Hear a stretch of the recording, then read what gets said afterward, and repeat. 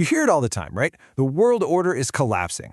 But what if that's just the wrong way to think about it? What if it's not some big, dramatic implosion, but something quieter and honestly way more important? That's what we're going to dig into today, this silent, massive recalibration of global power that's happening all around us. And this quote just nails it. See, we're all kind of waiting for that one big moment, that huge event that signals the change. But it's just not coming. This isn't a headline you'll see on the front page. It's happening quietly, in the background. It's less like a sudden boom and more like a shoreline just slowly washing away, tide after tide.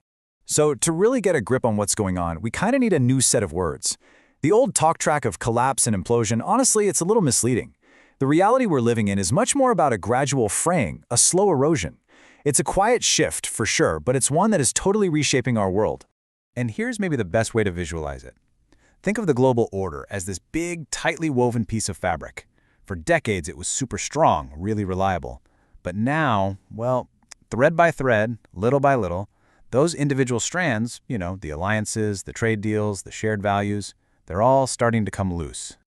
This is just such a powerful idea. I mean, think about it. The architecture of our world, the UN, the WTO, all of it, it's all still physically there. The buildings are standing, people still go to meetings, the lights are on, but the structure itself, it's just not load-bearing anymore. Its actual ability to hold up the weight of global crises is getting weaker and weaker.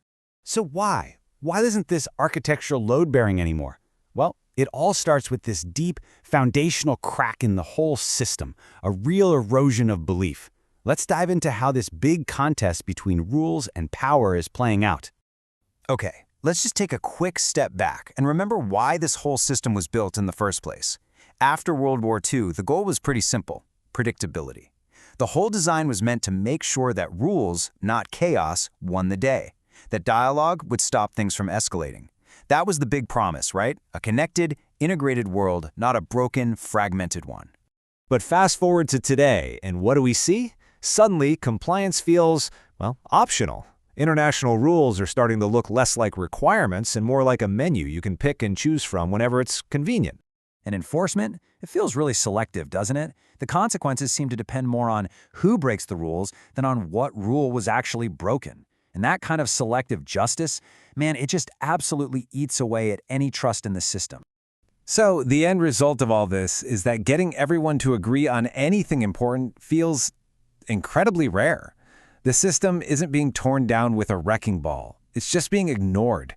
It's being bypassed, slowly fading into irrelevance, because deep down, fewer and fewer people truly believe it works anymore. Now, this whole erosion of belief, it isn't just some abstract philosophical thing. It has very, very real consequences. In fact, it's actively rewiring the entire global economy, shifting the main goal from efficiency over to security. And a key term for this new era is something called friendshoring. Basically, it's the practice of moving your supply chains to countries that are politically friendly. It's no longer just about finding the cheapest place to build something, it's now about finding the safest place. And that is a complete 180-degree reversal of decades of economic thinking. Let's just boil this down to its simplest form. For decades, the main operating principle of the global economy was efficiency. Whatever was cheapest, whatever was fastest, that's what you did. But the new principle? It's all about security. Being resilient and reliable now totally trumps pure market logic. And you can see this playing out absolutely everywhere.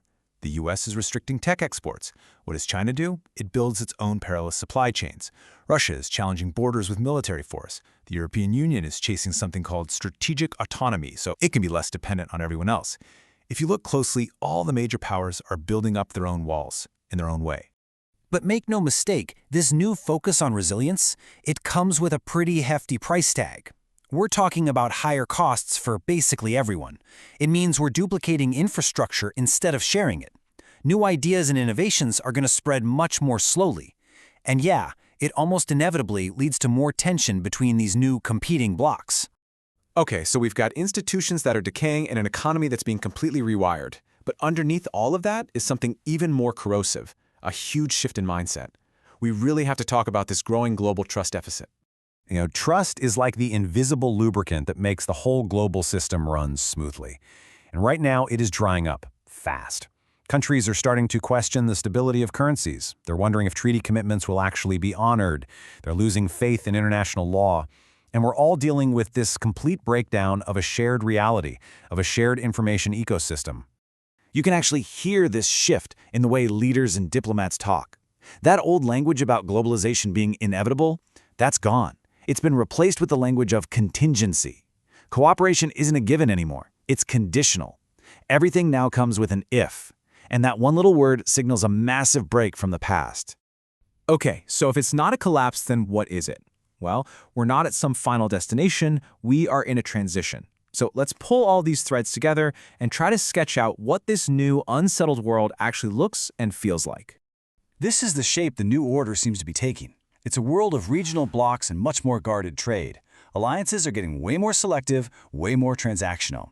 We're entering a state of what you might call competitive coexistence, and it's driven a lot less by big ideals and a lot more by cold, hard realism. So why should you care about any of this? The truth is, you're already feeling it. You feel it in higher prices when supply chains have to get rerouted. You feel it in disruptions for everything from cars to medicine. And you definitely feel it in that low-level background hum of instability and this constant sense of uncertainty about what's coming next. And to really get how big of a deal this moment is, we have to remember how the old order was even built. It wasn't built on optimism. Not at all. It was born from the shared trauma of a completely catastrophic war. It was that collective pain that created this incredibly powerful consensus. Never again. But this new order, it is not being built that way. There's no big, shared, unifying moment. Instead, it's being hammered into shape through rivalry, through competition, and through every country just chasing its own narrow self-interest. That is a fundamentally different foundation to build on. Which leaves us with the biggest, most important question of all. Can a global system that's built on rivalry instead of consensus actually stay stable? The world isn't collapsing with a bang, but it is fraying. And we are all living right in the middle of the quiet tension of its great recalibration.